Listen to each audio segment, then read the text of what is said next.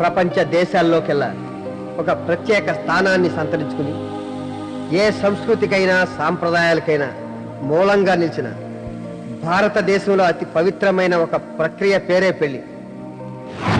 మాంగళ్యం తంతునానేన అనే వేద సూక్తితో మొదలైన ఈ వివాహ బంధం ఇద్దరు మనుషులనే కాక రెండు మనసులను ఒకటి చేసి ఒక జన్మకే పరిమితం కాక 7 జన్మలకి తొలి ప్రస్థానం కావటం మన దేశ ప్రాచీన ఔన్నత్యానికి వెలకట్టలేని ఆదర్శమైంది.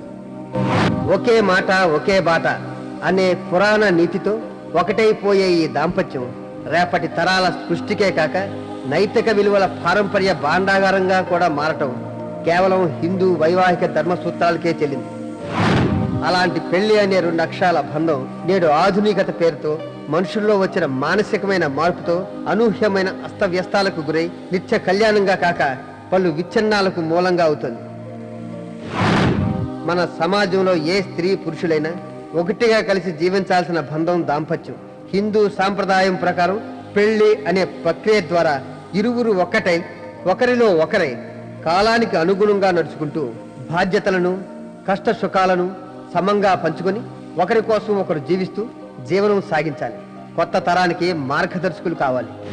ప్రతి స్త్రీ పురుషుల జీవితాల్లో కొన్ని అనుకోని సంఘటనలు అనుభవాలు ఎదురవుతూ ఉంటాయి.